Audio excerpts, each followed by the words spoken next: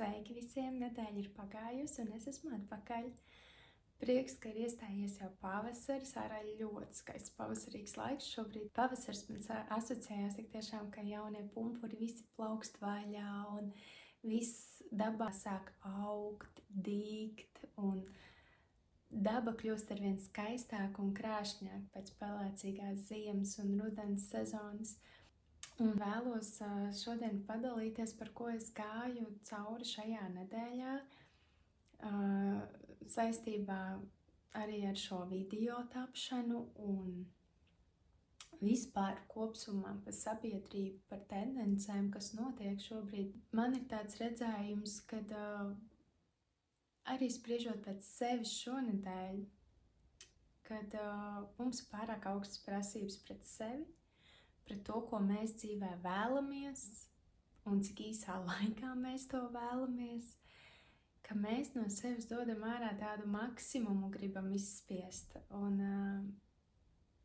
Bet reizēm ir jāpaiet laikam, un mēs vienkārši dabīgi varam nonākt līdz šim maksimumam, bet mums jau gribās visu ātrāk sasteigt. Man šis stāsts sākās tieši ar to, kad gribējās vienkārši kvalitatīvākus video taisīt, gribējās, lai ir labāka skaņa.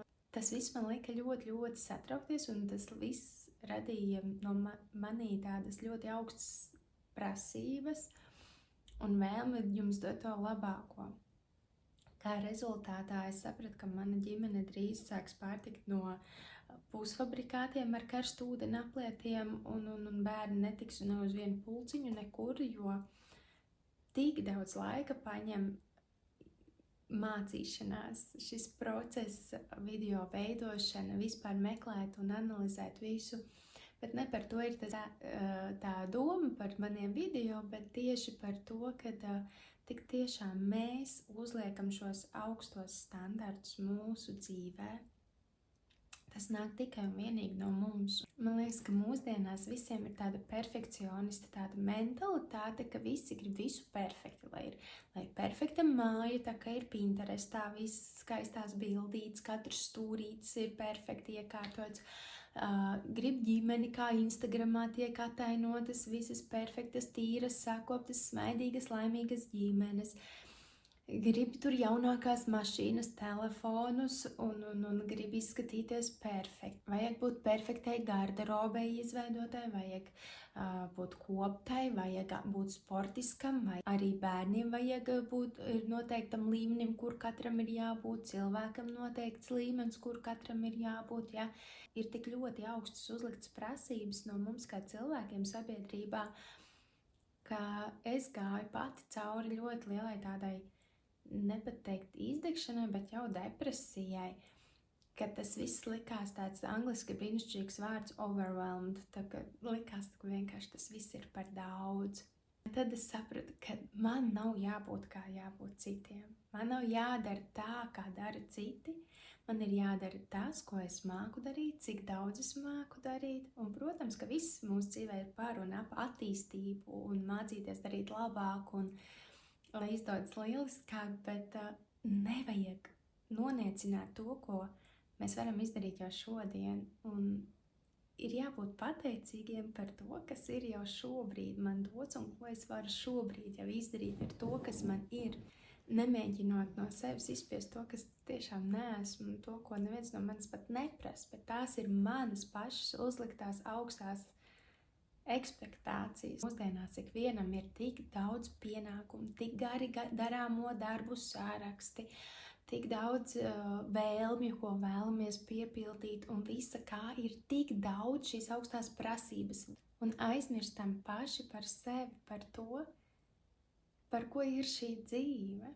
Man liekas, ka šī dzīve ir, lai mēs baudītu šo dienu, lai mēs priecātos, lai mēs viens otru iepriecinātu, darītu labākus, lai mūsu dzīve izveidotos tādu, par kādu mēs sapņojam. Tik tiešām kāda ir mūsu sirdīs, katram no mums ir sirdī noteikti kaut kas, ko mēs dzīvē vēlamies, un lai tā dzīve būtu, mums pašiem ir kaut kas jādara.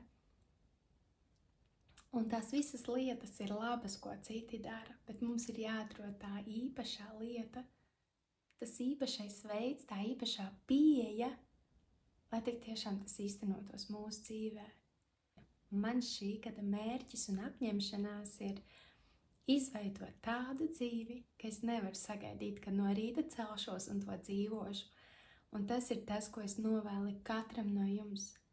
Padomāt, saprast, atrast to, kāda ir jūsu perfektā dzīve, kas ir tas, kas jums ir jādara, lai sasniegtu to, ko jūs vēlaties, kas jums ir svarīgi.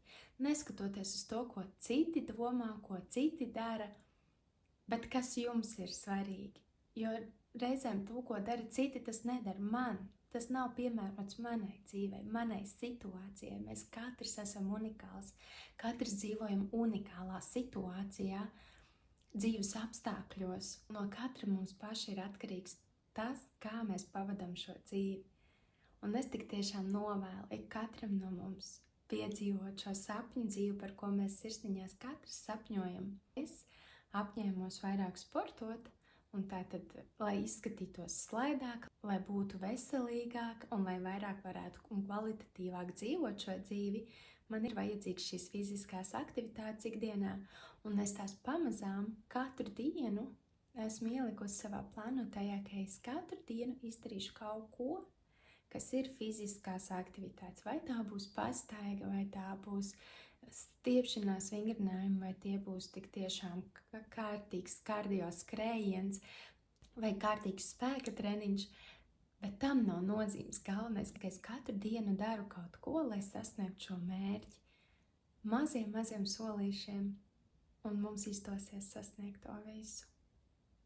Lai izdodās tev atrast savu unikālo veidu, kā dzīvot šo dzīvi ar prieku, mīlestību, lai viss jums izdodās. Tā!